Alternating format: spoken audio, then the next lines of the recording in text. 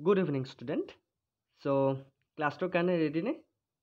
Azir special class 4 number ভিডিওলৈ সকলোকে স্বাগতম জনাইছো যিসকল ষ্টুডেন্ট আজি আমাৰ চেনেলত প্ৰথম আহিছে বা আগতে আমাৰ ভিডিওবোৰ চোৱা নাই ভিডিওটো শেষলৈকে চাবা যদি ভাল লাগে তেনেহলে চেনেলটো সাবস্ক্ৰাইব কৰি ল'বা সো সদায় অনুদৰে আজিও ক্লাছটোত কেইটামান খুব ইম্পৰ্টেন্ট কোৱেশ্চন লৈ আহিছো আপোনালোকে জানে যে আমি ক্লাছসমূহ খুব তীব্ৰবেগীত আৰম্ভ কৰিছো কাৰণ ছেপ্টেম্বৰ 15 তাৰিখৰ পৰা পৰীক্ষা গতিকে দেৰি নকৰি ক্লাছ কেইটা এটেন্ড কৰিব আৰু বহুত ইম্পৰ্টেন্ট ক্লাছ গতিকে এটেন্ড কৰিব ওকে সো বেছি কথা নকৈ আজি ক্লাছটো আৰম্ভ কৰিবলৈ ওলাইছো আজি ক্লাছটোত যি সকলে আমাৰ শুদ্ধ উত্তৰ দিব তেওঁলোকে কমেন্ট কৰিব আৰু পাৰিলে ভিডিওটো পষ্ট কৰি ল'ব পাৰে ওকে ফাৰ্স্ট কোৱেশ্চনটো লৈ আহিছো আজি ফাৰ্স্ট কোৱেশ্চন হৈছে নীতি আয়োগৰ ভাইস চেয়াৰম্যান কোন Who is the vice chairman of Niti Ayog?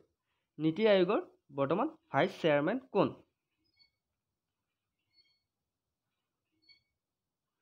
জানেনে?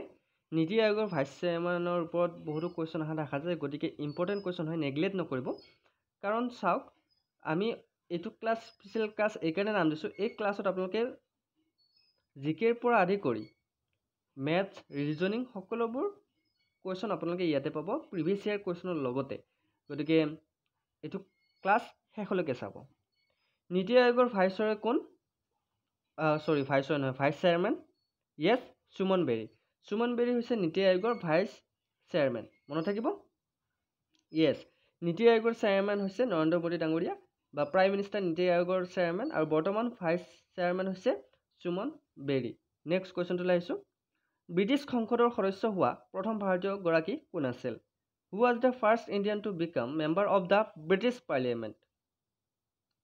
British সংসদৰ সদস্য হোৱা প্ৰথমজন ভাৰতীয় কোন আছিল বাৰু কমেন্ট কৰিবচোন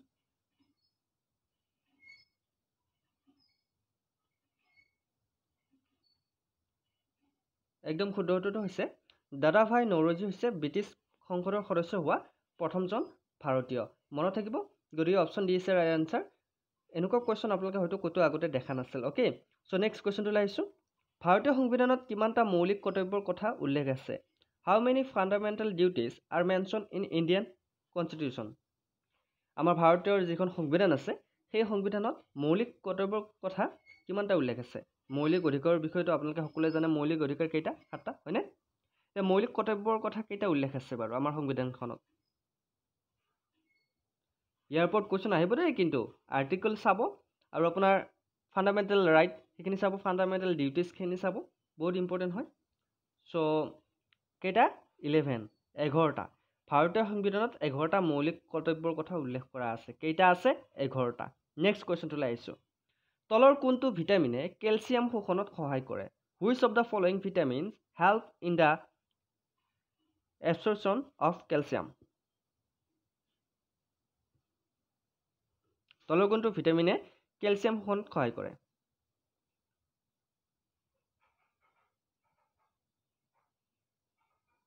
শুদ্ধটো হৈছে ভিটামিন yes কি বাৰু vitamin D okay vitamin D আমাৰ ক্যালসিয়ামত শোষণত সহায় কৰে কি সহায় কৰে ভিটামিন ডি ওকে নেক্সট কোৱেশ্চনটো লাইছো তলৰ কোনটো ভিটামিনত নাইট্ৰজেন থাকে Which of the following vitamin contain nitrogen nitrogen কোনটো ভিটামিনত আছে বাৰু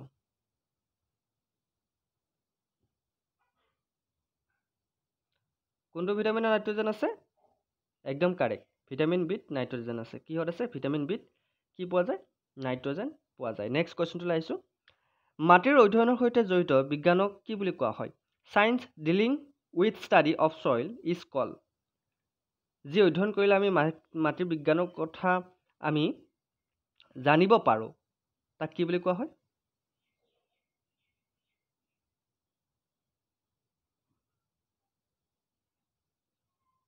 একদম কাৰেক্ট আনসাৰটো হৈছে পেডোলজি কি বুলি কোৱা হয় পেডোলজি বুলি কোৱা হয় অপচন এ আছে ৰাইট আনসাৰ মনত থাকিব আজিৰ পৰা মনত ৰাখিব কিন্তু কাৰণ এই কোৱেশ্চন যাতে আপোনালোকে দ্বিতীয়বাৰ চাব লগিয়া নহয় তাৰ কাৰণে আপোনালোকে এবাৰতে কোৱেশ্চন বিলাক ভালকে মনত ৰাখিব ট্ৰাই কৰিব কাৰণ আমি খুব সিলেবাস ওয়াইজ সিলেক্টিভ কোৱেশ্চন লৈ আইছো যে 100% কমন পৰিব পাৰে সো নেগলেক্ট নকৰিব নেক্সট কোৱেশ্চনটো লাইছো পালস তলৰ কোনটোৰ সহকে উৎস pulses are a rich source of which of the following ইয়াৰ ভিতৰত কোনটো শুদ্ধ উত্তৰ হ'ব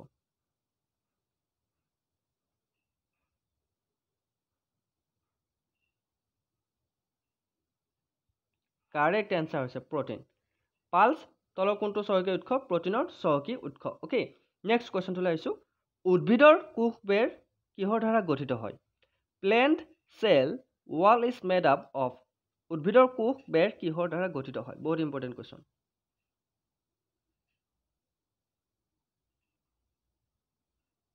মই কৈছিলোঁ ইয়াতে ছায়েন্সৰ কুৱেশ্যন আছে, ইংলিছৰো আছে, জিকে আছে, চব আছে। শুদ্ধ উত্তৰটো হৈছে উদ্ভিদৰ কোষ বেৰ গঠিত হয় চেলুলোছৰ দ্বাৰা। কিহৰ দ্বাৰা? চেলুলোছৰ দ্বাৰা। Option A is right answer. Next কুৱেশ্যনটোলৈ আহিছোঁ। ভেঁকুৰৰ অধ্যয়নক কি বুলি কোৱা হয়? The study of fungi is also' known as. আমি যিহেতু ভেঁকুৰৰ বিষয়ে অধ্যয়ন কৰিব খুজিও, সেই অধ্যয়নক কি বুলি কোৱা হয়?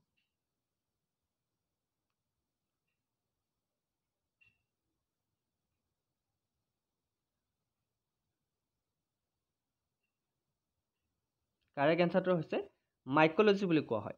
ভেঁকুৰৰ অধ্যয়নক কি বুলি কোৱা হয়? মাইক'লজি বুলি কোৱা হয়। নেক্সট কুৱেশ্যনটোলৈ আহিছোঁ। কোনটো ঔষধ এণ্টিবায়টিক ঔষধ হিচাপে ব্যৱহাৰ কৰা হয়? Which drug is use as an antibiotic drug?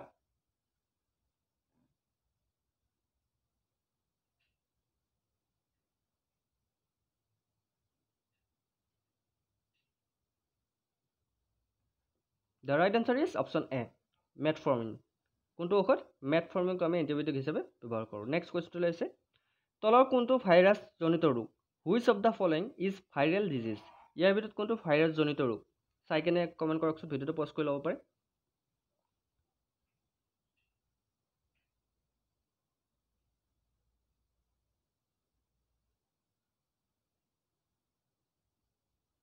শুদ্ধ উত্তৰটো হৈছে পলিঅ' হৈছে ভাইৰাছজনিত ৰোগ। মনত থাকিব। নেক্সট কুৱেশ্যনটোলৈ আহিছোঁ। হৃদযন্ত্ৰৰ সংকোচনক কি বুলি কোৱা হয়? Contraction of heart is also' known as. কি বুলি কোৱা হয়?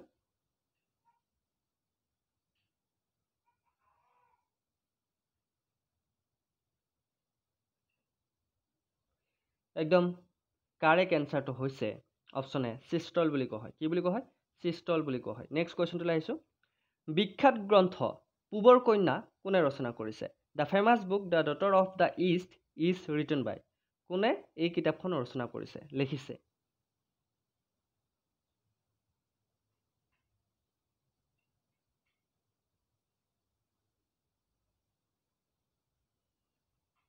য়েছ, শ্ৰীমতী বেনাৰ্জী ভুট্টোৱে এই কিতাপখন লিখিছে। Option B is the right answer. কোনে লিখিছে এই কিতাপখন? The daughter of the east Benazir Bhutto.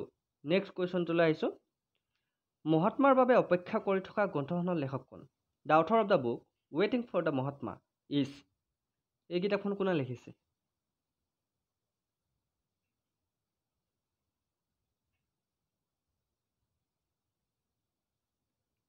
Correct এনসাৰটো হৈছে আৰ কে নাৰায়ণ। অ'কে, ৱেইটিং অফ দ্য মহাত্মা এই কিতাপখনৰ ৰচক হৈছে আৰ কে নাৰায়ণ। অপশ্যন এ আছে ৰাইট আনসাৰ। নেক্সট কুৱেশ্যনটোলৈ আহিছোঁ। ইন কাষ্টাডি এখন ইংৰাজী উপন্যাস তলৰ কোনটো ধাৰা লিখা হৈছে বা কোনে লিখিছে? In custody an English novel is written by which one of the following. ইয়াৰ ভিতৰত কোনজনে ইন কাষ্টাডি নামৰ এইখন উপন্যাস লিখিছে?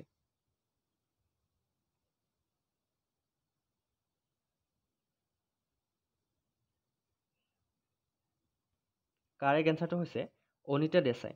অনিতা দেশাই ইন কাষ্টাডি নামৰ এই উপন্যাসখন লিখিছে। মনত থাকিব। নেক্সট কুৱেশ্যনটোলৈ আহিছোঁ। 26 জুলাই তাৰিখটো এনেদৰে উদযাপন কৰা হয় বা 26 জুলাই তাৰিখটো কি দিৱস হিচাপে উদযাপন কৰা হয়? 26 জুলাই ইজ চেলিব্ৰেটেড এজ। 26 জুলাই দিনটো কি হিচাপে পালন কৰা হয়?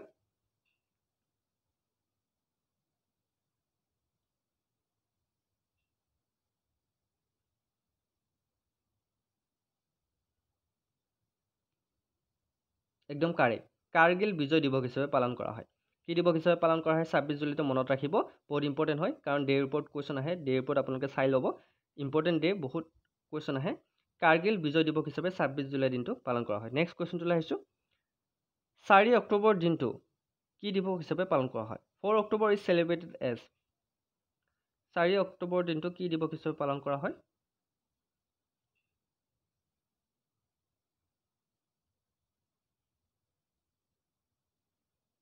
শুদ্ধ উত্তৰটো হৈছে ৱৰ্ল্ড এনিমেল ডে। মনত থাকিব, বিশ্ব পশু দিৱস হিচাপে 4 অক্টোবৰ দিনটো পালন কৰা হয়। 4 অক্টোবৰ। অ'কে, বিশ্ব পশু দিৱস হিচাপে পালন কৰা হয়। নেক্সট কুৱেশ্যনটোলৈ আহিছোঁ। তেজস্ক্ৰিয়তা জুখিব পৰা যন্ত্ৰবিধৰ নাম কি? ৰেডিঅ' এক্টিভিটি ইজ মেজাৰ্ড বাই। আমি ৰেডিঅ' এক্টিভিটি কিহৰ দ্বাৰা জুখিব পাৰোঁ, বা তেজস্ক্ৰিয়তা আমি কিহৰ দ্বাৰা জুখিব পাৰোঁ?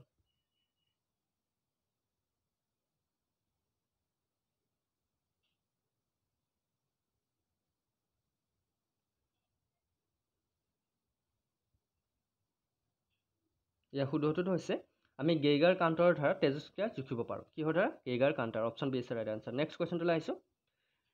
তলৰ কোনটো তৰল পদাৰ্থ তাপৰ অতি উত্তম পৰিবাহী? Which one of the following liquid is very good conductor of hit?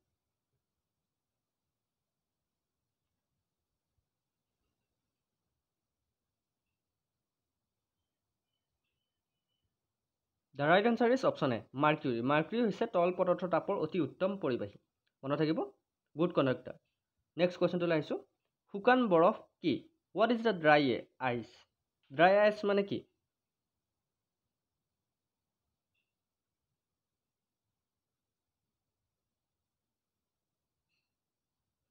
Dry ice হৈছে কঠিন কাৰ্বন ডাই অক্সাইড। অ'কে, চলিড কাৰ্বন ডাই অক্সাইড হৈছে ড্ৰাই আইচ।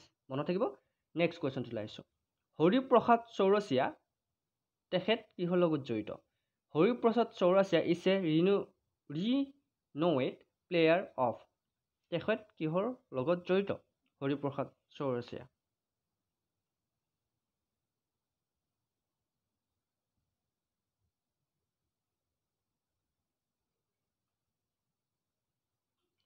একদম শুদ্ধ উত্তৰ। হৰিপ্ৰসাদ চৌৰচিয়া বাঁহীবাদক। তেখেত বাঁহীৰ লগত জড়িত। কিহৰ লগত জড়িত? বাঁহীৰ লগত জড়িত। মনত থাকিব। নেক্সট কুৱেশ্যনটোলৈ আহিছোঁ। টুথব্ৰাছ কেতিয়া আৱিষ্কাৰ হৈছিল? When was the toothbrush invented? আমি যিহেতু মৰ্ণিং উঠি আমি ব্ৰাছ কৰোঁ, গতিকে ব্ৰাছ কেতিয়া ইনভেণ্ট হৈছিল জানেনে? নাজানে নহয়? ব্ৰাছ ইনভেণ্ট হৈছিল 1770। অ'কে, 1770 চনত ব্ৰাছ ইনভেণ্ট হৈছিল। Option A is a right answer. Brush আৱিষ্কাৰ হৈছিল 1770 চনত। মনত থাকিব। নেক্সট কুৱেশ্যনটোলৈ আহিছোঁ। ফাউণ্টেইন পেন কোনে আৱিষ্কাৰ কৰিছিল? Who invented fountain pen? Fountain pen আমি যে আগতে লিখিছিলোঁ, সেই ফাউণ্টেইন পেন কোনে আৱিষ্কাৰ কৰিছিল?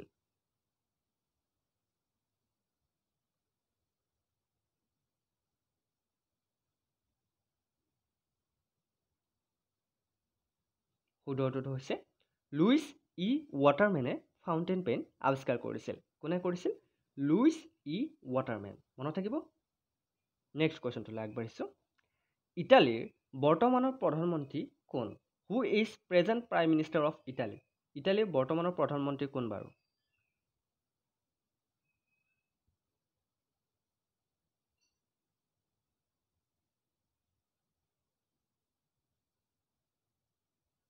হয়, ইটালীৰ বৰ্তমানৰ প্ৰধানমন্ত্ৰী হৈছে Giorgia Meloni. Option D is right answer. তেখেত হৈছে বৰ্তমান ইটালীৰ প্ৰধানমন্ত্ৰী। চাই ল'ব দেই, কাৰেণ্ট এফেয়াৰ্ছৰ কুৱেশ্যন হয়। নেক্সট কুৱেশ্যনটোলৈ আহিছোঁ। বিখ্যাত খাজুৰাহো নৃত্য মহোৎসৱ কোন ৰাজ্যত অনুষ্ঠিত হৈছিল? The famous Khajuraho dance festival was held in which state? কুৱেশ্যনটো আকৌ কৈছোঁ। বিখ্যাত খাজুৰাহো নৃত্য মহোৎসৱ কোন ৰাজ্যত অনুষ্ঠিত হৈছিল?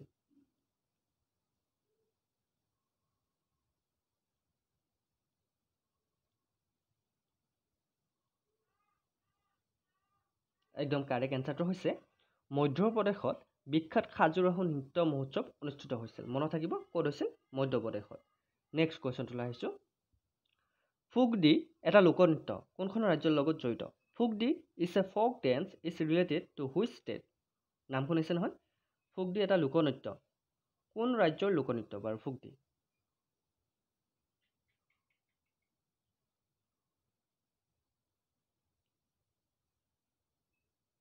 শুদ্ধটো হৈছে ফুগডি হৈছে গোৱাৰ লোকনৃত্য। মনত থাকিব। গোৱাৰ লোকনৃত্যৰ নাম কি? কেতিয়াবা কুৱেশ্যনটো এনেধৰণে আহিব পাৰে, তেতিয়া লিখিব লাগিব ফুগডি হৈছে গোৱাৰ লোকনৃত্য। নেক্সট কুৱেশ্যনটোলৈ আহিছোঁ। ইণ্ডোনেছিয়াৰ ৰাজধানী কি? What is the capital of Indonesia? কি হ'ব পাৰে বাৰু? শুদ্ধটো কমেণ্ট কৰকচোন। ইণ্ডোনেছিয়াৰ ৰাজধানী কি?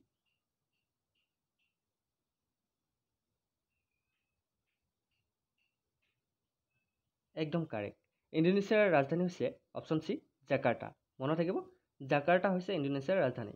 নেক্সট কুৱেশ্যনটোলৈ আহিছোঁ। ভাৰতীয় মহাকাশ গৱেষণা সংস্থাৰ মুখ্য কাৰ্যালয় তলৰ কোনখন চহৰত অৱস্থিত? Headquarter of Indian space research organisation is in which of the following city? ক'ত আছে বাৰু আমাৰ ইছৰো? ইছৰোৰ হেডকোৱাৰ্টাৰ বা মুখ্য কাৰ্যালয় ক'ত আছে বাৰু? নাম শুনিছে নহয় ইছৰো? ক'ত আছে?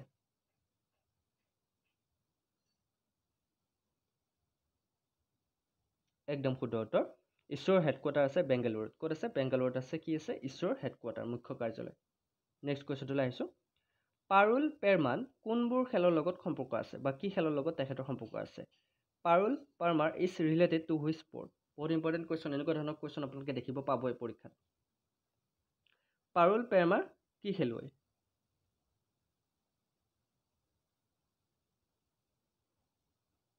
শুদ্ধ উত্তৰটো হৈছে তেখেত বেডমিণ্টন প্লেয়াৰ, বেডমিণ্টন খেলুৱৈ। মনত থাকিব, পাৰুল পেৰমা হৈছে বেডমিণ্টন খেলৰ লগত জড়িত।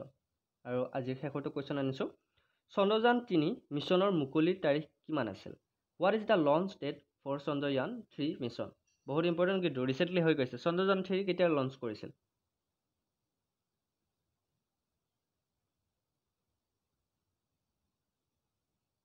য়েছ, আজিৰ তাৰিখতে চন্দ্ৰযান 3 লঞ্চ কৰা হৈছিল। 14 জুলাই 2023 চন্দ্ৰযান 3 লঞ্চ কৰা হৈছিল। মনত থাকিব, বহুত ইম্পৰ্টেণ্ট কুৱেশ্যন আমি ডিছকাছ কৰিলোঁ। গতিকে মোৰ 30টা কুৱেশ্যন আমি ডিছকাছ কৰিলোঁ। গতিকে আজি ক্লাছটো কেনেকুৱা লাগিল জনাবলৈ নাপাহৰিব। প্ৰতিটো কুৱেশ্যনত 1 নম্বৰকৈ আছিল। 30ৰ ভিতৰত কোনে কেই নম্বৰ পালে মোক জনাবলৈ নাপাহৰিব। বহুত ইম্পৰ্টেণ্ট ক্লাছ। গতিকে সকলোৱে ক্লাছটো শেষলৈকে চোৱাৰ বাবে বহুত বহুত ধন্যবাদ জ্ঞাপন কৰিছোঁ। ইয়াৰ মাজত কোনে কোনে আমাৰ ক্লাছকেইটা এটেণ্ড কৰি আছে মোক কমেণ্টত জনাব। আৰু ক্লাছকেইটা কৰি কেনেকুৱা লাগিছে জনাবলৈ নাপাহৰিব। চ' আজিলৈ মানে নেক্সট ভিডিঅ'ত আকৌ লগ পাই আছোঁ। গতিকে আজিলৈ এৰিছোঁ, অন্য এটা ভিডিঅ'ত লগ পোৱাৰ প্ৰতিশ্ৰুতিৰে। জয় হিন্দ, জয় অসম।